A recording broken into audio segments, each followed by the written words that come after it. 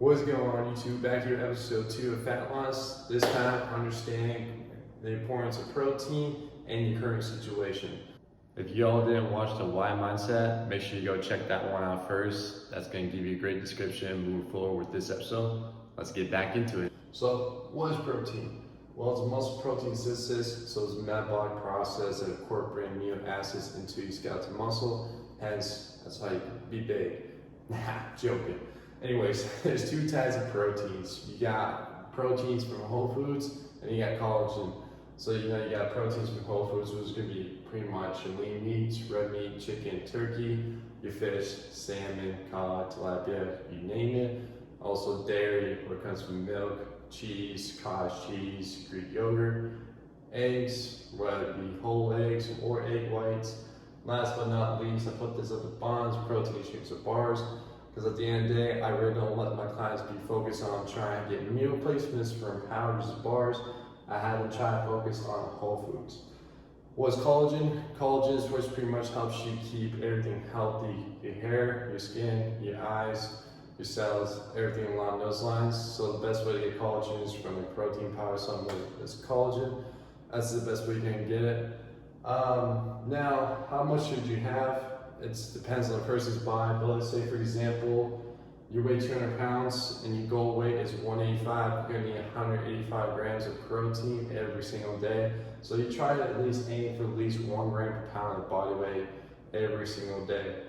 Now, why do you need protein? Well, your body's mostly made of muscle. So the only way your body burns calories and gets you to the desired outcome is you need to maintain that muscle. Now, how do you maintain the muscle? Well, you need your protein. Pretty much simple, right? So eating that protein, again, if you're trying to 185, you need to have 185 grams of protein every single day to, again, build the muscle that you need to be. Now, again, unfortunately, protein is not stored in the body, unlike carbs and fats is. So protein needs to be consumed that daily, every single day to acquire that muscle mass that you desire to have. Last but not least, it's a thermic effect feeding, meaning once you start digesting protein from the mouth, it's already burning calories as it goes through. So, and again, you can take a look at the activity. It's about 25%. So necessarily you're not going to be burning a lot of calories, but you are going to be burning some just because your body has to digest the protein and transport it to the muscles. And I give you guys like 3 examples of 40-gram protein meals. You got your burger, spaghetti, meatballs, protein smoothie.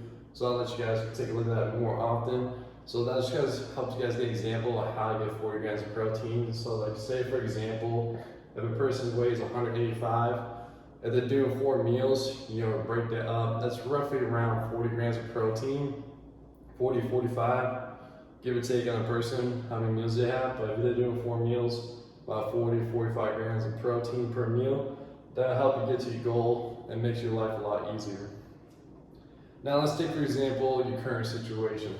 Let's say you're a person that eats 2 times a day, you get takeout 4 times a week, you eat low protein, and you train 4 times a week. Now again, that person's not going to get to the desired outcome they want to be. Let's say for example 200, but you want to be weighing 185.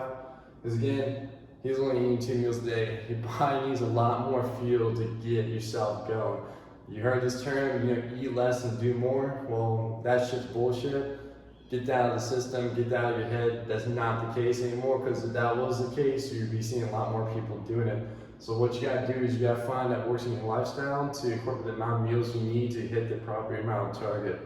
So for example, we're eating 2 meals, let's have this person eat 4 meals. Now if he's getting takeout 4 times a week, it's not necessarily a bad thing, but again, and trying to get the desired outcome, your body's not going to produce the way it needs to be. Because again, if you're having 2 meals a day, you're going to take out 4 meals a week. Let's break this down with more simplicity, right? So, if we're having 2 times a day for meals, you times that by 7 for the entire week, that's 14. You have 4 meals out of that 14 weeks, you're talking about 33% chance, right? So this 33% chance, not chance, but 33% of the meals he's having is takeout, which is pretty much not the greatest food that your body should have, you're not gonna get to the exact outcome you're gonna need. So versus unlike me, what I do is, I have 6 meals a week, 6 meals a day, 7 times a week, that's 42 meals. I also have my 2 cheat meals. We're talking 2 cheat meals out of 42. That's a big difference, because like a 6% versus like a 33%. So you gotta understand you can't get your A results having C minus results.